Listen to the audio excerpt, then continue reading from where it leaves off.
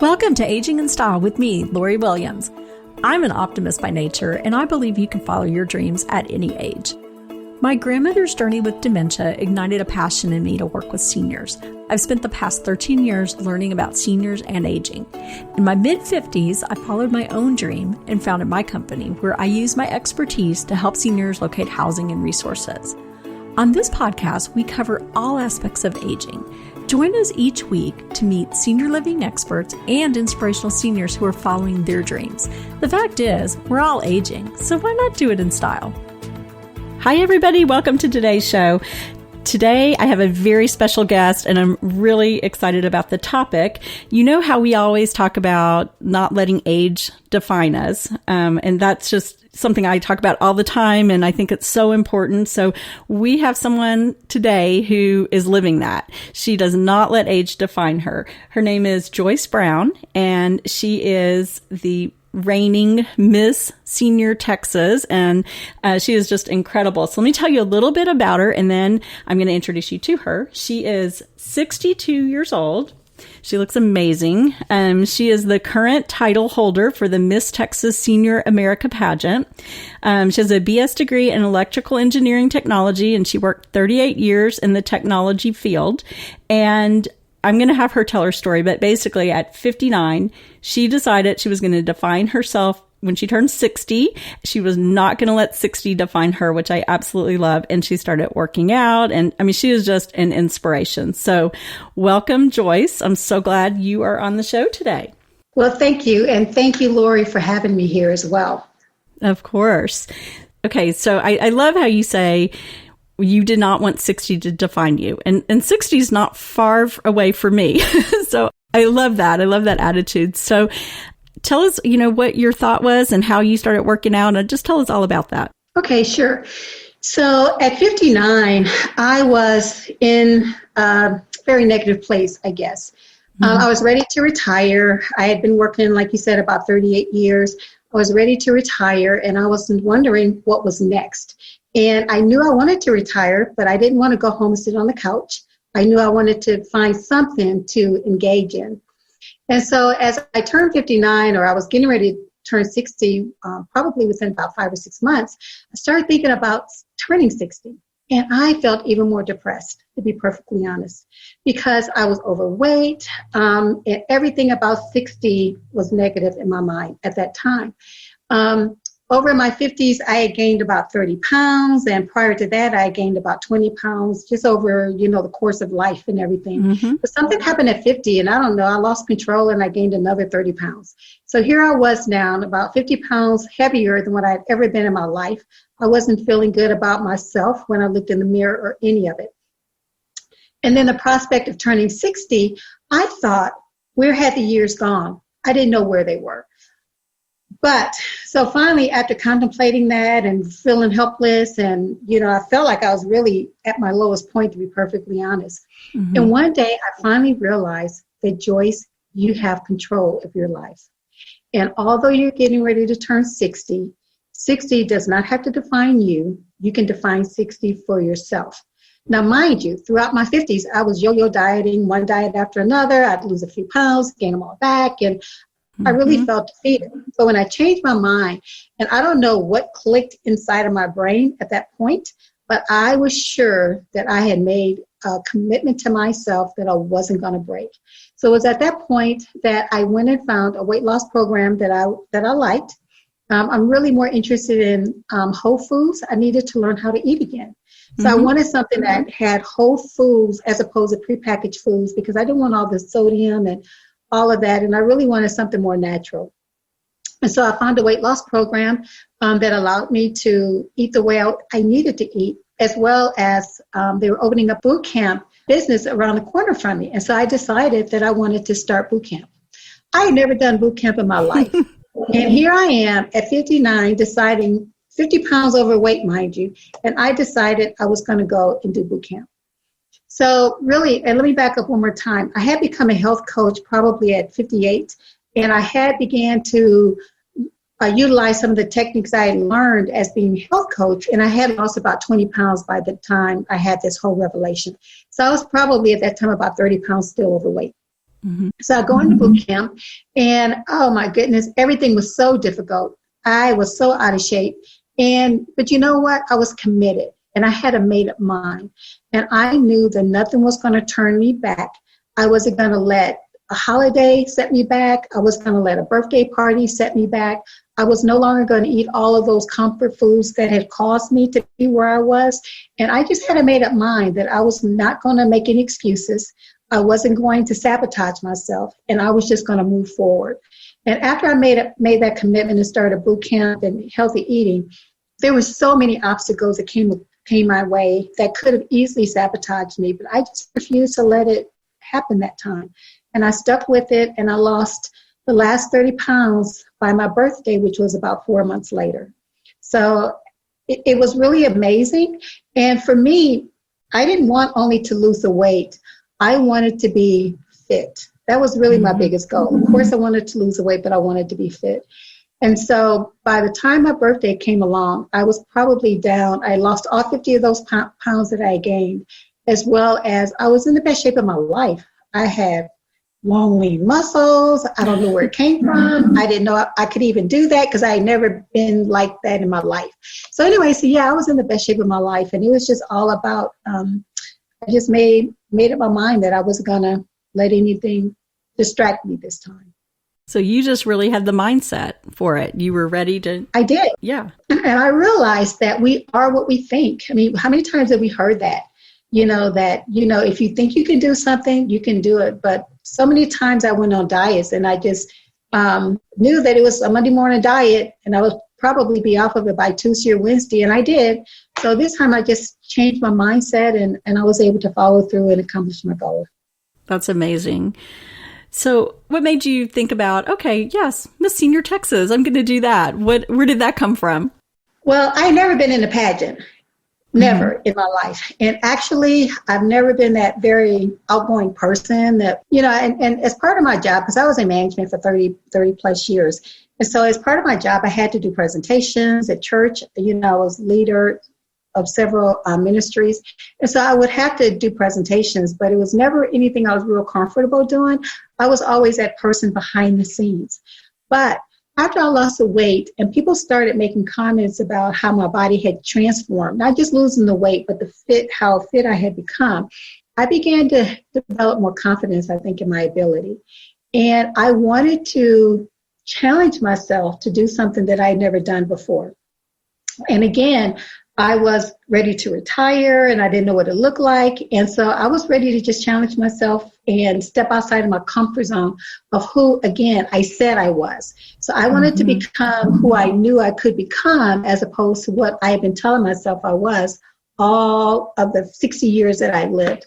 And so it was at that point that I decided to start looking around for something to do. And I wasn't even sure what that something was.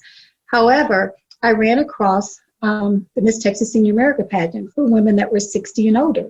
Well, I just turned 60, so it was perfect for me.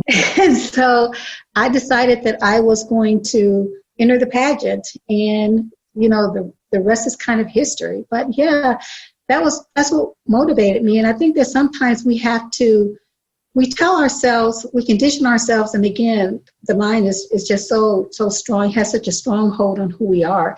And we tell ourselves so many years, this is who I am.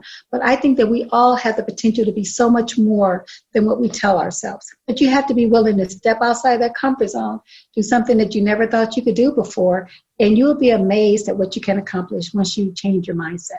Yeah. I think when we do that, we step outside our comfort zone, and then we have that bit of success, it does raise our confidence. And so it's just taking that first step, and, you can do anything. So yeah. I think that's amazing. For me, I didn't win it the first year. And I like to tell people that because I did not. I went into the pageant, and first of all, I didn't even have a talent. I don't have a talent. And I still say I don't have a talent. And that's one of the criteria, is that you have to do a talent. And so because I had been working out, I decided that the only thing I could do is do some fitness routine to music. So I hired a choreographer and learned a dance. She taught me a dance routine, fitness dance routine. And it really was cute. And it was really, I was very impressed with myself. Plus I had to be up on stage and do it by myself. But anyway, at the end of it, I didn't win. I didn't place. And that was okay with me because I had done something I never thought I could do. I had gained so much confidence, and I put myself out there where I could be scrutinized, and it was okay. The fact that I didn't win, but I learned so much from that experience. So what I did was I took what I had learned from that experience. I talked to the director and some of the other previous winners, and I went back and I was able to modify my approach. And I went back the next year and I polished up some of the areas where I knew I was a little weak. And I was able to win.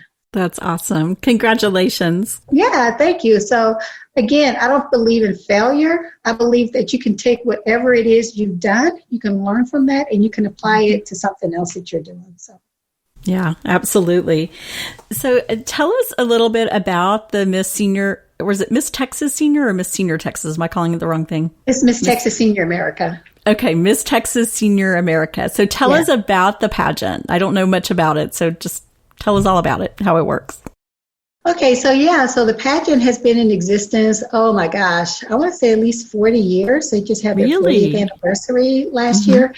And so what we did is a state pageant, but there's also a national pageant. So once you win the state pageant, you go and you compete for the national title as well. Okay. But going back to the pageant is all about the positive image of aging. You know, a lot of people, they want to put you in a category once you reach a certain age, and they want to put you on the shelf, and they feel that you no longer have value. You reached your age, and go ahead and go to the background. But the pageant is so good about bringing us back out to the forefront and showing that we still have so much value and that we still have so much to offer. So that's the thing I do love about the pageant. When I first went into the pageant, one of the things that I noticed is that women over 60, even in their 80s, were still tap dancing. They were still singing, they were dancing, they were twirling batons. And nobody in my circle was doing any of those things, so I had not seen any of that. So it just let me know that there's so much potential for us, even as we age, but you got to be willing to step out and do something else outside of your comfort zone. And so a lot of us, it was like, well, I'm going to take tap dancing lessons, or I'm going to learn how to sing, or, so women that were part of the pageant, it gave them that visibility of other opportunities that we may not have known about. So yeah, it really is a tremendous organization. So you inspire each other. We really do. They really do. And then there's also that sisterhood that's developed, because we all go in there, and a lot of the women have never been in a pageant. Some of them did when they were younger, but a lot of the women have never been in a pageant. So we're all learning and growing together. So, it's just such a positive experience. That's really cool. I love that. And I think a lot of times people they think it's negative to age, which is crazy because we're all going to age if we're lucky enough. We're all going to get older. So that's a hard thing for me to understand. I mean, we are still valuable no matter our age and can accomplish anything, obviously. Right. But again, you got to go back to you have to have the right mindset, and put yourself in those places where people value, what you have to offer. Yeah. So what do you do? I know you do some community service and different things. So tell us what a day is like as the winner, as Miss Texas Senior. So there's so many opportunities. So of course there's been parades that I've been able to participate in, and that's been so much fun.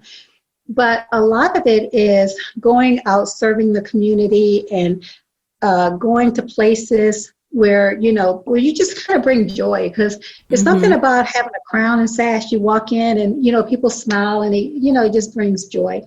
But the crown is fabulous, by the way. Well, she's wearing the crown right now, and I can see it, and it is absolutely gorgeous. Well, thank you. So what we do a lot of is we go around and we perform, because all of the ladies, of course, had to have a talent to participate in the pageant. So we have what we call the Cameo Club. And so they go around to different nursing homes and we perform. So we're constantly looking for nursing homes that we can go in and perform. And then we're able to, talk to the residents afterwards and everything. And that's always very touching. Another thing I've done a lot of is I'm always looking for opportunities. So I've gone out to just nursing homes on my own, or not necessarily nursing homes, but senior homes, senior centers. they're having a Thanksgiving dinner, I'm there and I'm going around talking to people and, just trying to bring joy into their lives. Some of the other things that I've done is I started mentoring a young lady. She's a high schooler and I started mentoring her. When COVID hit, I was like kind of devastated at, what was happening and everything. And so one of the things that I did was I found some families that were in need and I went out and bought gift cards and gave them gift cards, so to make sure, that they were able to still provide food for their families. Yeah, sure. So we're constantly looking for opportunities to go and serve the community. I've gone out to career days and spoke to third graders for a career day. I've gone over to another middle school and participated in functions that they've had. So I am constantly looking for opportunities. I had won the crown in August. And by March of this year, when the virus hit, I think I had like 80 appearances.